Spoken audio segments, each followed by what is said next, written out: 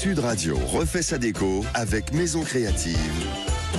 Sandrine Debruyne. Bonjour Sandrine. Laurence. Alors je le disais, vous êtes venue là avec une galette des rois, plein de jolies, très belles couronnes. On va parler déco, épiphanie avec vous. Et grâce à vous, donc j'ai découvert ce mot, stéphanophile. Vous êtes une collectionneuse de couronnes, alors pour de vrai. Pour de vrai. Incroyable. Ouais. Alors ce matin, on fait un petit pas de côté, c'est vrai. On profite en fait du dimanche de l'épiphanie. Alors selon une enquête, surtout réalisée par Kantar, figurez-vous que 92% des Français consomment de la galette des rois chaque année.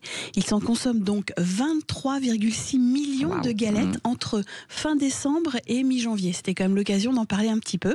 Alors évidemment, l'épiphanie, ça raconte l'histoire des rois mages venus rendre visite à Jésus dans la religion chrétienne. C'est surtout l'occasion aussi de manger pour l'autre des galettes des rois. Pour certains, ce qui compte, c'est pas non seulement d'avoir la fève, et pas n'importe quelle fève non plus, c'est aussi d'être sacré roi ou reine de la journée. Voilà, alors il faut peut-être rappeler, Sandrine, que cette coutume a forcément des origines très anciennes. Super ancienne, effectivement, on est à l'époque de l'Empire romain. Elle s'inspire des Saturnales, en fait, célébrées par les Romains lorsqu'ils régnaient encore sur l'Occident. Durant cette période, la tradition était de partager des repas et de s'offrir des cadeaux. C'est ainsi que les esclaves étaient invités à partager une galette avec les Romains s'ils tombaient sur la fève. À l'époque, on appelait ça un petit jeton. Il devenait le roi, la reine, le temps d'une journée, ou alors en tant que prince des Saturnales. Dans le Nord, on est plutôt galette, tradie, amandes, beurre. Et dans le Sud, on est plutôt en fait couronne, mais brioche, avec des fruits confits et toujours, j'ai envie de vous dire, la petite fève dedans. Alors ce matin, exceptionnel, j'ai eu le temps d'aller chercher, et c'est un spécial parisienne. On fait pour une fois qu'on est pour les Parisiens. La galette des rois, donc elle est dans le 14e. Elle s'appelle... alors c'est à la fabrique, aux gourmandises. Elle vient de Lionel Bonamy. Il est le vainqueur de la meilleure galette des rois pour la 2e année du Grand Paris. Bravo, donc, on va la déguster tout à l'heure, 2025. après la matinale, avec forcément toujours une fève à trouver, car il y a des vrais collectionneurs de fèves. Vous êtes une collectionneuse de couronnes, mais... Voilà, il y a des vrais collectionneurs de fèves. En fait, le jeton des Romains a été remplacé par la fève. Ça, il s'agissait du premier légume qui pousse au printemps. En plus, il symbolisait la vie, la renaissance, la nature. Et depuis le 19e, la fève est transformée en une pièce de porcelaine. Alors, figurez-vous qu'il y en a beaucoup. Il y en a plus de 250 000 en France. Ah ouais. Thierry Storm est le fondateur du Salon mondial de la fève. Il est président du club des fabophiles. Il aime expliquer que lui cherche plutôt des fèves d'avant-guerre, entre 1870 et 1940. Il y a vraiment des vrais collectionneurs. Alors rassurez-vous, il y a évidemment beaucoup d'autres choses. Il y a en fève, il y a des animaux, il y a des fleurs, des personnages. Ce qui est très amusant cette année, c'est pas la première année non plus. Les grandes marques de design s'en sont aussi inspirées.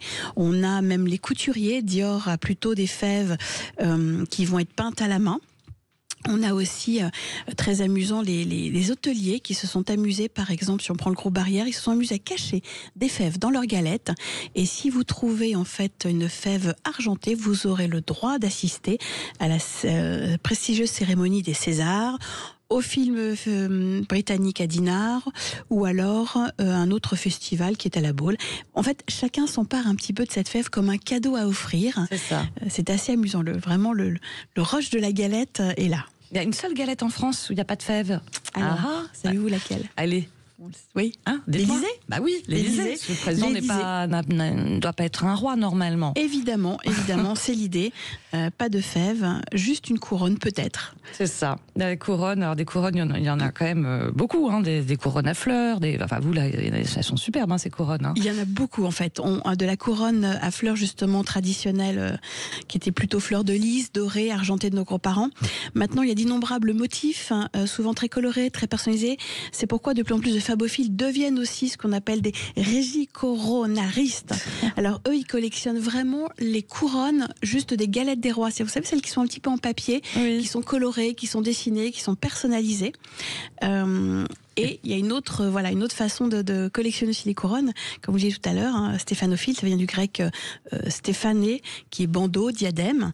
Alors ce matin, l'idée très rapidement, l'idée des couronnes, c'est aussi de vous dire que vous pouvez les fabriquer. C'est ça, tout simplement. Par exemple, celle qui est tout là-bas au fond, c'est une couronne en papier mâché qui a été réalisée par Véronique Chauvet, qui vraiment elle maîtrise le papier mâché, mais peut aussi en faire en tissu, tout simplement. Avec des chutes de tissu, vous recyclez.